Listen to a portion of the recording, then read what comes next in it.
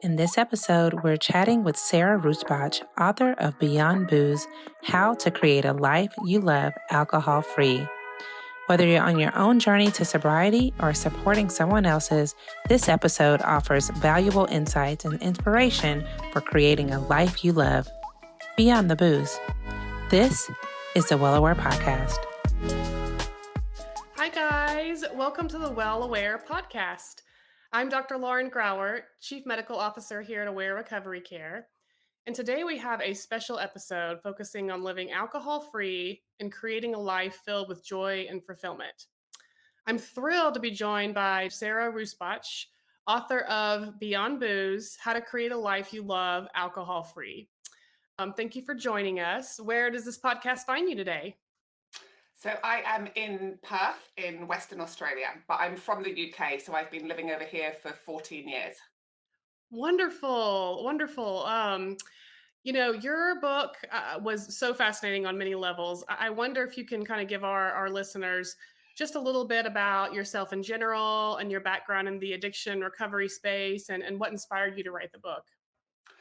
So I am coming up to this Saturday will be my 5-year soberversary. So 5 years alcohol free on Saturday. And my drinking story started, I think, probably in the way that many do. I grew up in a house where alcohol was very present. So I often saw my parents socializing, parties. And as a little girl, what I saw was, oh, that's how adults have fun. When adults want to see their friends, they only ever do it with alcohol because that was all that was modeled to me. A couple of other things had happened for me, and by the time I was 13, I'd been to 5 different schools. We'd moved around quite a lot, and what that meant for me as a kid was I'd learned that I had to adapt and mold myself to fit in. How I was always working out, how do I get people to like me? How do I get to become friends with the cool kids, or the kids that have got same stuff in common with me? And so as a little girl, there were a couple, though, in hindsight is a wonderful thing. Therapy is a wonderful thing. You go into doing all of this work on yourself and you can look back and see that a couple of things were going on for me there. So number one, alcohol was modeled to me as something great to do, to have fun. And secondly, I was always looking for ways to fit in and to get people to like me. So at the age of 14, when alcohol was introduced, local friends going down the park, drinking liquor out of a soda stream bottle, which was kind of what we did back then. The feedback I started getting was, oh, you're so fun when you're drunk. Oh, you're hilarious when you're drunk. And so as a kid, as a teenager, I started getting that reinforced message that alcohol was what I needed to get people to like me. So fast forward several years, university, where alcohol, and same in the UK as it is the US, very present. Every social occasion at uni is filled with alcohol. I then moved to London. I got my first job, and this was in the era of Sex and the City. We had Samantha and Carrie who were out there drinking their Cosmos, one night stands, girl power, girls can have it all. And we had a lot of female role models in the UK at the time who were drinking quite heavily and doing this with a badge of honor, like it was something to be proud of.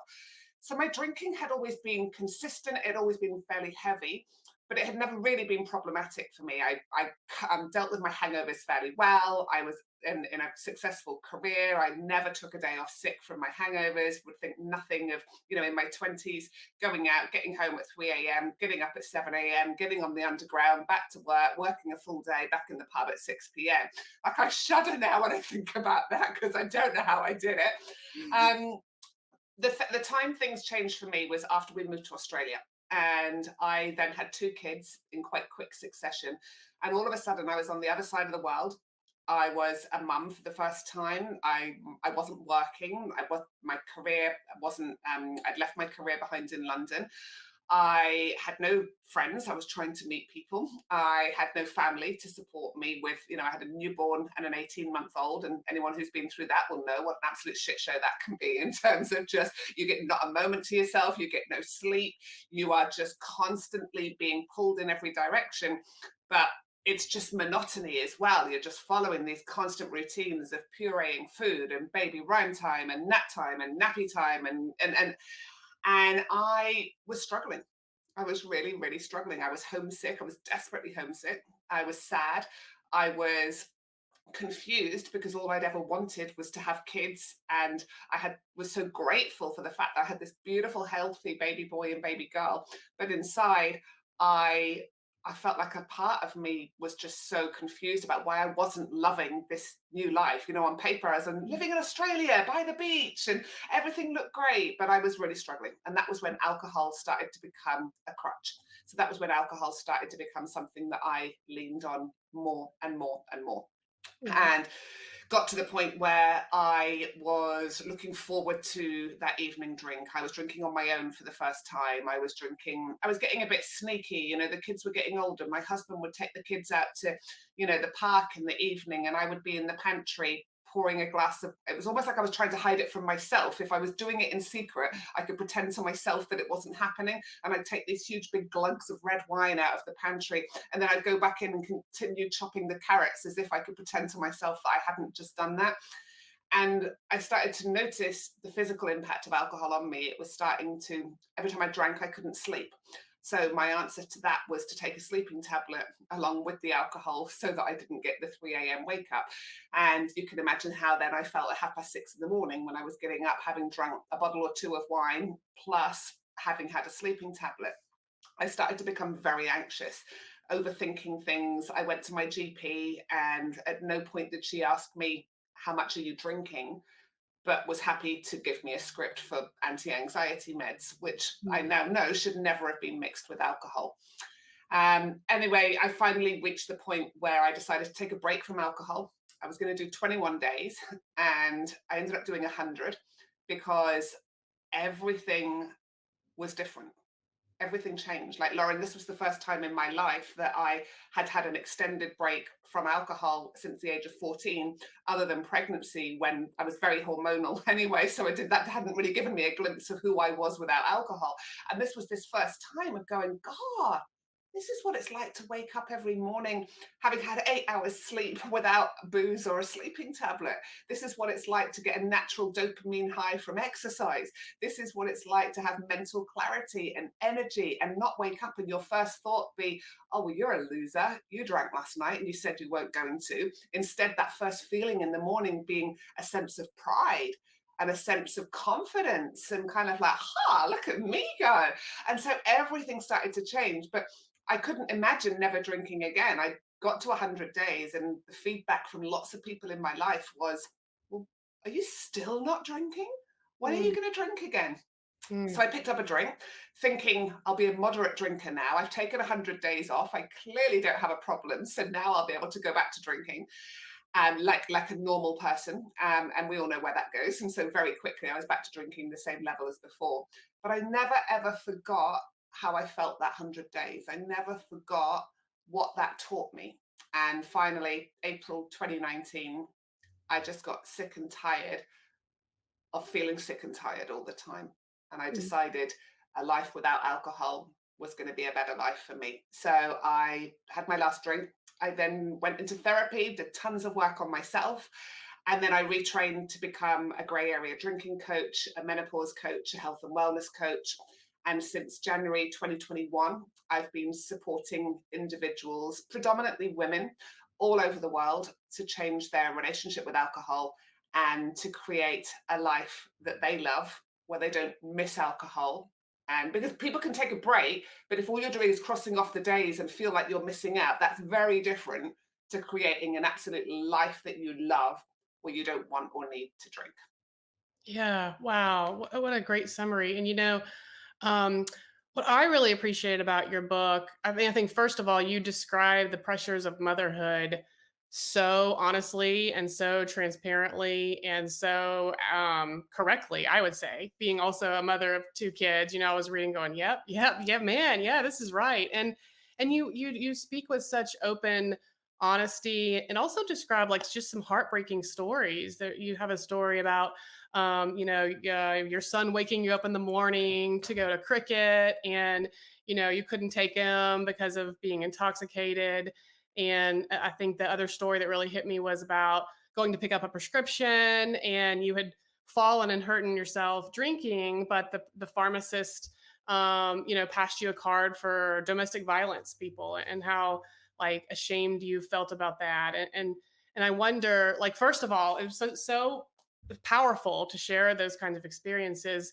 Were there other experiences along the way where you said, gosh, this is something I need to change? Or did it just kind of hit you at once? Like looking back, at the time, I'd have said to you, I don't have a problem with alcohol. I just like drinking and it doesn't impact my life negatively. And so therefore, I don't have an issue. I never spent days in bed throwing up. I never had terrible hangovers. I didn't wake up in the morning with trembling hands needing to have a drink, which is what, in my mind, that was the only person that had a problem with alcohol, was if they did that. And because I could take alcohol-free days, I basically told myself I don't have a problem. But in my soul, like deep within me, there were definitely a couple of whispers. There were definitely a couple of moments of going, this isn't good.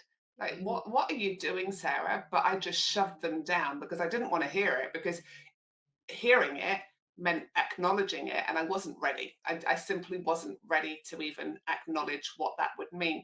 But I do remember, like, um, there's a very quite a famous lady in the UK who's a bit older than me called Sadie Frost, and she was like friends with like Kate Moss, and was, you know, this kind of rebel who had this drug alcohol fueled lifestyle. And then I remember reading an article when I was in the thick of my drinking about how she'd taken a year off alcohol, and I remember reading it and being like, wow, people do that. And like, she's really cool and she's done that. And feeling like a little bit in awe. And it planted a seed, but it wasn't until years later that I acted on that. But it definitely, I think those kinds of things do plant seeds for people, even when we don't realize it. Yeah, yeah, kind of gradual along the way. Well, and you described this concept of a gray area drinker. Can you elaborate more for our audience? Like, what does that what does that look like? What's a Yeah. gray area drinker? I think it's helpful to consider someone's drinking on a scale of 1 to 10. So, one being someone who doesn't drink, or maybe they have a glass of champagne at a wedding once a year and that's their alcohol consumption. And 10 being someone that end stage physical dependency. So, someone who does wake up in the morning with trembling hands and needs to have a drink, and someone who needs medical supervision to withdraw safely from alcohol. So, you've got a 1 and a 10.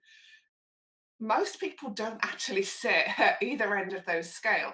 And grey area drinking is talking about that middle level. So about a 4 to an 8 on that scale. So someone who is high functioning. So they can take an alcohol free day. They don't have to drink in the morning, but they're still, alcohol's very present in their life. They can't imagine life without alcohol, and they're using it for something. Because people that don't have a problem with alcohol, they don't use alcohol for anything. They just have a glass of wine every now and then to enjoy red wine with their steak or whatever. Whereas people who've moved into that grey area, it's kind of like, oh, I've had an argument with my husband. I need a drink. Like, oh, I'm so stressed. I need a drink. We've started getting to that point where alcohol is our solution to whatever the adversity or the discomfort is that we're experiencing in that moment. But it's very subtle grey area drinking, because as you all know, like, it starts off, oh, I'm just going to have a glass. And then because we build up tolerance to alcohol, one becomes two, and then two becomes three. And before we know it, we're having a bottle, perhaps most nights. Maybe we're going on to opening the second bottle. But we've done that very, very gradually over the time. So, number one, our body has adjusted over time. So we're not getting those terrible, terrible hangovers. And number two, I do feel like we're now living in a society where alcohol use, particularly for women, is being normalized. It's being promoted as self care. It's being shared in Facebook groups and WhatsApp groups and memes that mum needs wine. And so we've kind of got to this point where women across the world are justifying their alcohol use because the message we're receiving is constantly being reinforced that, particularly for mums, alcohol is what we need to relax, to unwind, and it's our reward at the end of a busy day. And I don't know in the States at the moment, but over here in Australia, as we approach Mother's Day, it's disgusting what I'm Mhm. starting to see in terms of gifts. And I shudder when I think about those little girls going and buying those gifts. There's a very famous nightwear store over here that sells pajamas and nighties and dressing gowns and things. They've just launched their Mother's Day campaign, Lauren, and it's honestly, it's horrible. It's just pajamas covered in wine glasses with wine down time. like wine, WINE written, and then the wording on their website around, oh, it just makes me feel so uncomfortable. But so this, I think, is where for me, I justified my drinking because everywhere I looked, the message I was getting was that's what women do to cope with life. Yeah, and you call it. I love the what you called it. Pink messaging and pink drinks. Kind of around like that push to advertise alcohol more heavily to women. And you know what I found probably the most powerful evidence in your book to stop or quit drinking was really all of the health reasons that you cited. I mean, I think for anybody who is questioning their relationship with alcohol or doesn't think it's necessarily impairing, even when you read all of the stuff that you have cited, it's really powerful. I mean, some of the stuff that stuck out to me was 15% increased risk in breast cancer just with regular alcohol use. I think there was a 6-time increase in oral cancer. The World Health Organization labeling alcohol as a group 1 carcinogen in the same class as asbestos, tobacco, radiation. I mean, that to me was just so like shocking, even for, somebody who considers himself maybe, drink here or there. Can you talk kind of more about that summary and that growing body of evidence that's really showing that no amount of alcohol is safe? Yeah. So I think Canada's the first country that's come out to say no amount of alcohol is safe. And every country has different limits around what they recommend as being the safe amount. So it is terribly confusing. So a couple of facts. Alcohol's now been related to 60 different conditions, health conditions, illnesses, and diseases. 30 of them had never before been linked to alcohol. The link to alcohol and breast cancer is growing there now. Depending on which research you look at, 20% of breast cancer diagnoses are directly caused by alcohol. And anything, if we have more than 3 standard drinks, which is a small glass of wine, not a big glass of wine, 3 standard drinks per week, anything above that increases your risk of breast cancer by 15%. And that percentage increases for every additional drink above the 3 per week. It's really interesting, Lauren, because last week, The Lancet, which is the most respected medical journal in the world, they reported their findings for a breast cancer commission. And the findings are confronting. They have said by 2040 that they predict 3 million women a year will be diagnosed with breast cancer and 1 million will go on to die. And they have said these statistics are not inevitable. And what they said was, in order to ensure that we don't have that inevitability, we have to step in and intervene now. And one of the interventions that they have recommended is that policymakers, meaning the government, bans the commercial marketing of products directly linked to causing breast cancer, such as alcohol. Now, this is huge for the Lancet to come out and say someone needs to stop directly marketing alcohol in order to lower the rate of breast cancer is huge. And so it'd be very interesting to see what comes of that, because we know in the US alone, and I state this in my book, that $6 billion a year is spent on the marketing of alcohol. So we're up against a big, big, big machine that is out there every single day spending $6 billion to cleverly market this product to make us feel like we're going to have a less than life if we don't consume their products. But whether policy change does come into this will be interesting. Yeah. What do you make of, in fact, I'm anticipating your response, but the fact that, as you mentioned, Canada has recently changed their guidelines. I guess 2023, you said in their book, they had said their recommendation is no amount is safe, and you really should not consume more than 2 drinks per week. Whereas in the US, our CDC guidelines and our NIDA guidelines are still 1 drink a day for men. No, 2 drinks a day for men, 1 drink a day for women, which comes out to like 7 for women and 14 for men. What do you make? I mean, being American, I like to pretend like we pride ourselves in being kind of like on the forefront of guidance that is correct. What do you make of the fact that Canada has switched and the US has not updated our guidelines despite this growing body of evidence? I think there's a lot of money to be made from alcohol, right? And the other thing to say on that is, the US says 1 drink a day for women, but they're talking about one standard drink, which for people drinking wine is a very small glass of wine. There is nobody out there doing that. So most people, when they're pouring a glass of wine themselves at home, it's the equivalent of 2 units. Mm, So automatically they're having 14 units and not 7 if they're having that 1 glass a day. Alcohol use disorder is described as 14 units a week or more. mhm. So even someone that's having 1 glass a day of a self-serve size, which is usually a larger glass of wine, is would be categorized as alcohol use disorder. Yeah. Yeah. Great point. Great point. One of the other things I love about your book is you not only talk about the dangers and make a very compelling case, really, for no alcohol, but you talk a lot about replacement behaviors and what things people can do differently and really concrete steps people can put in their life. If you were kind of summarizing, 2 to 3 minutes of what would be the most helpful, most important advice for people maybe who have thought about quitting or have stopped but are struggling to maintain sobriety. What would be some of your most helpful tips for some of those replacement behaviors? Yeah. So definitely read my book because it will go into a lot more detail, and there's so many checkpoints in there. And the book is called Beyond Booze. I think you can get it everywhere all over the US. It's well, certainly on Amazon anyway. And Barnes and Noble, that's a bookshop over there, right? Which is quite a big bookstore, so that it's available there.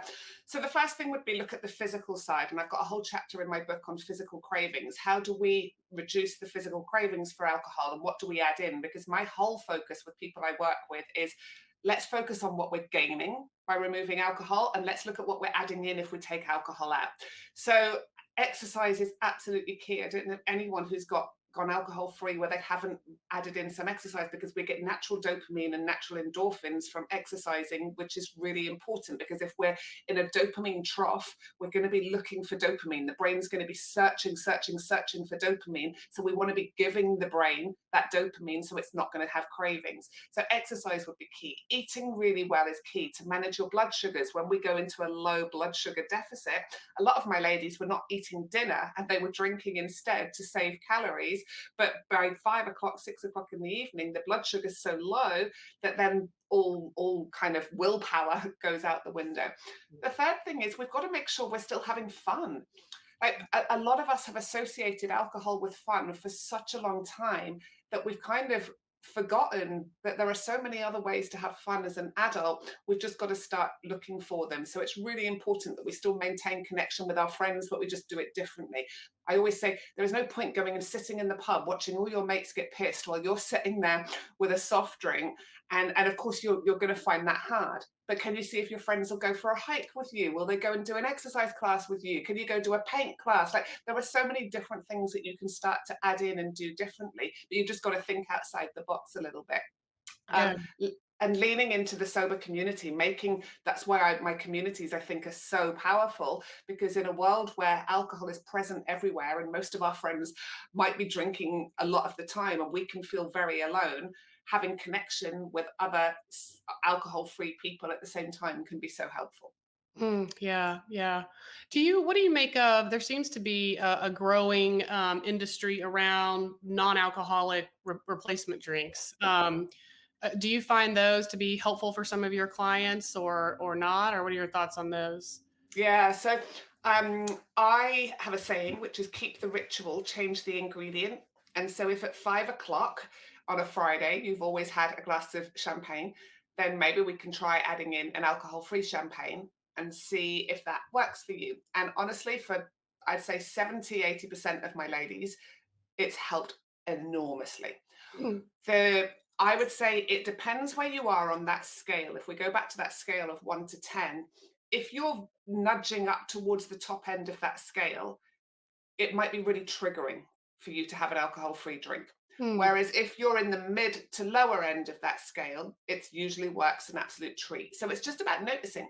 It's having an alcohol-free drink and noticing, well, did it work? Did that Mm. scratch the itch? Did that take away the craving?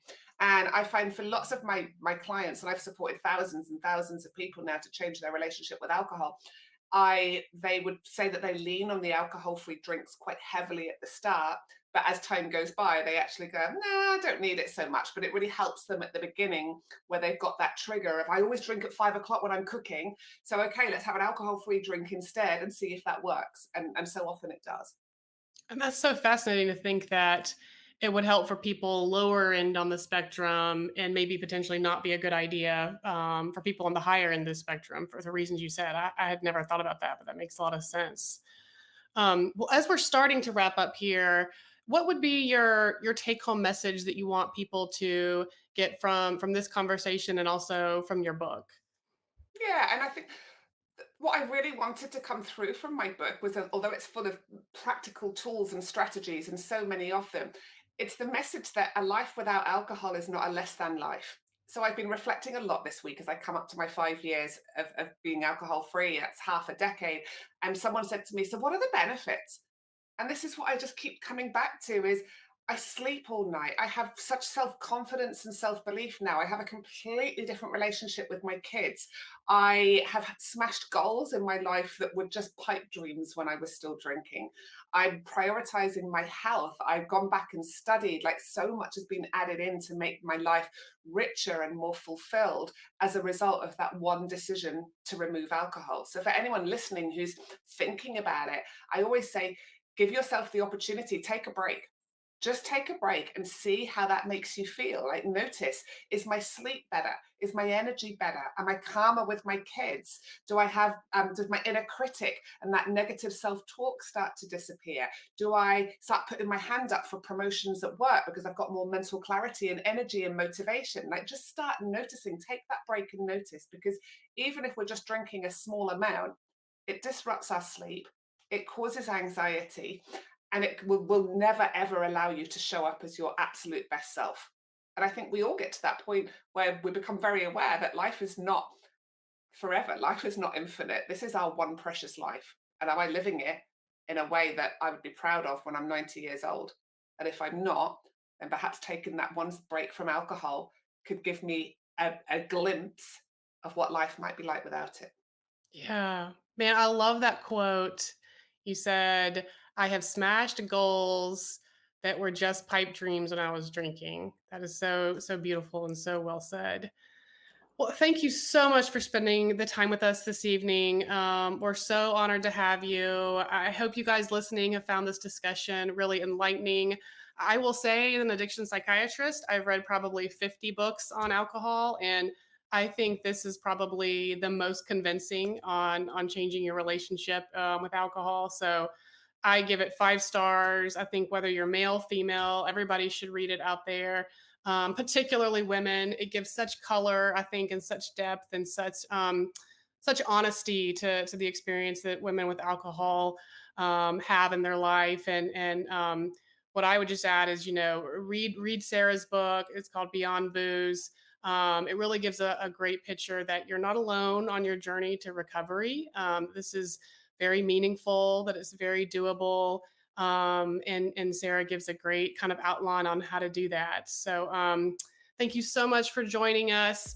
And guys, until next time, take care, stay well, do something for yourself, do something nice for yourself, and follow us on social media. Have a great night.